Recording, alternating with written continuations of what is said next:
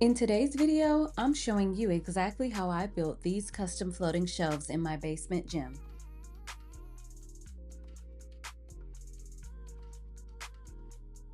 Before we get started, I wanted to give you a quick look at the corner where I'm placing the shelves.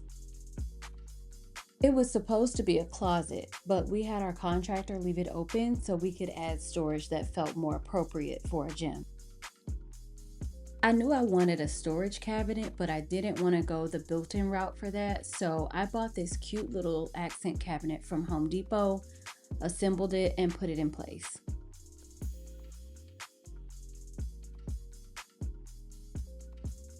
Here's what it looks like so far. Then I got started on building the shelves, which will serve both a decorative and a functional purpose in the gym. So first, I took measurements and located all the studs in the wall to make sure I knew exactly what I was working with. I also used some painter's tape to give me a better visual of the shelves and make sure the spacing was to my liking.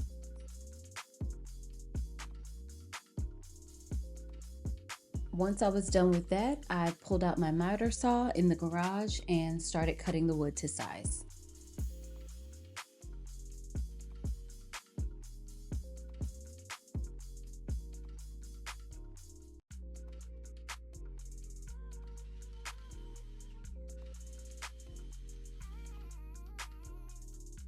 Once I was done with all the cuts, I put the saw away and moved everything back down to the basement.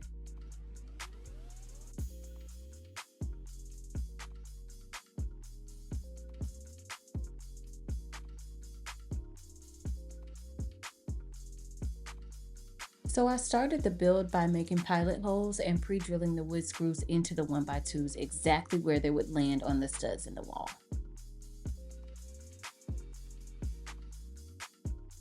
This made it much easier for me to screw them into the wall since I was working on this by myself and I did not have an extra set of hands to hold everything in place.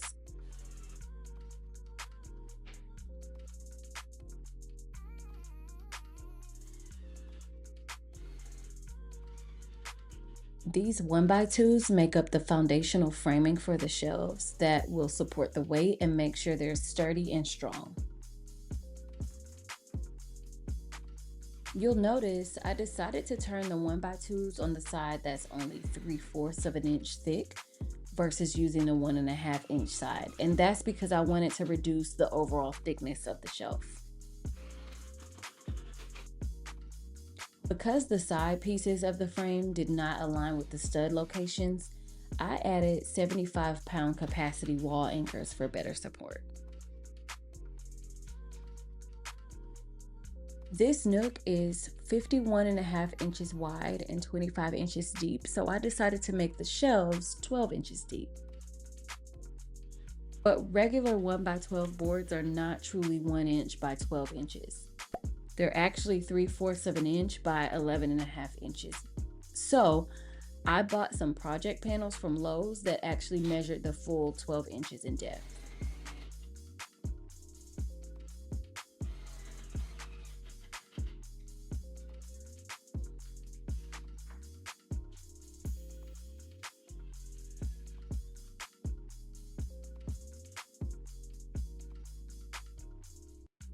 Next, I did a dry fit and a quick level check to make sure everything was good to go.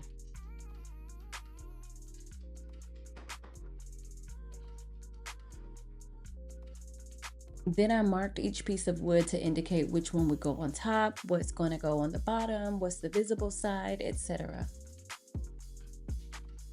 I added some wood glue around the frame and set the top board in place.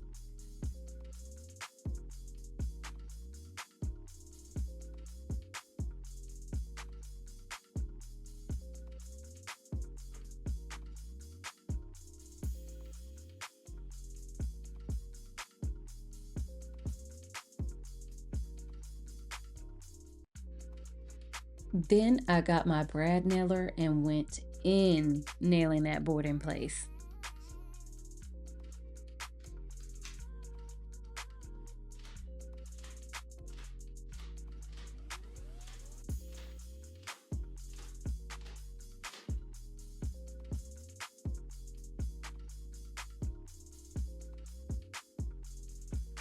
And I did the same thing for the bottom board. Set it in place and went to town with the brad nailer.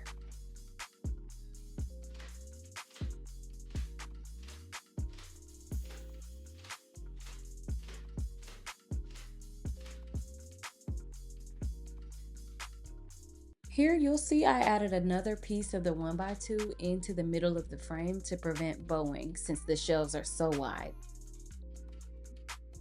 This isn't going to support any weight from a foundational perspective, but it just fills in the gap between the boards so they don't end up bowing in the middle over time.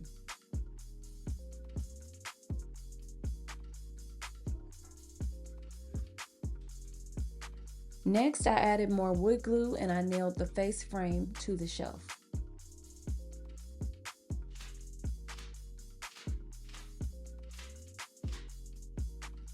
And then I used a hammer and a screwdriver bit to countersink the brad nails a little bit. Normally you would do this with a nail set or a nail punch, but I didn't have one, so I had to get creative. And I just followed all the same steps for the bottom shelf.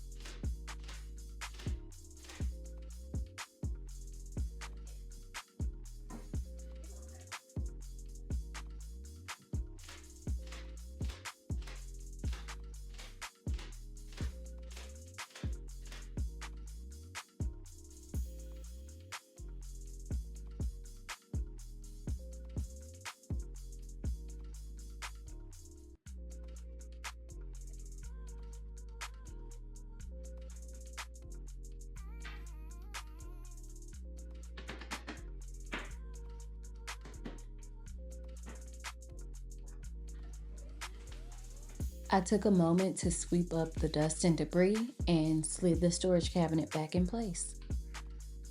And that's it for the build.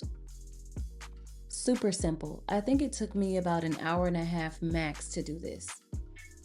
So the next day, I filled in all the nail holes and taped the walls off camera. And then I covered my treadmill and the storage cabinet before I started sanding. I went in with a sanding block first and then went over everything with an electric hand sander.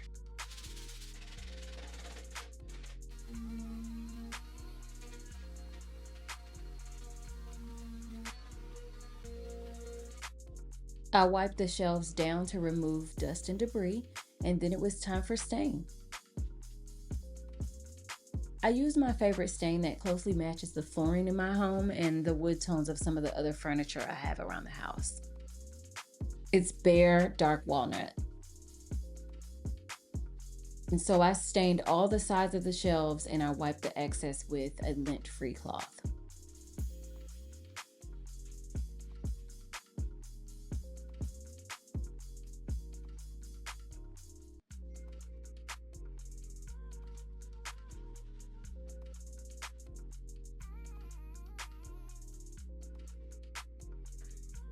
Once I was done with that, I added one coat of a bare semi-gloss poly to protect and seal. I brushed it on in the same direction as the wood grain and made sure there were no drips and no runs.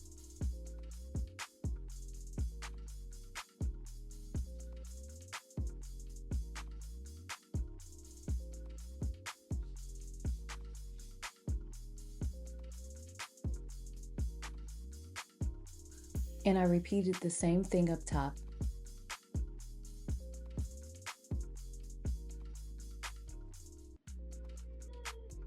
I went in with some caulk for a polished professional look.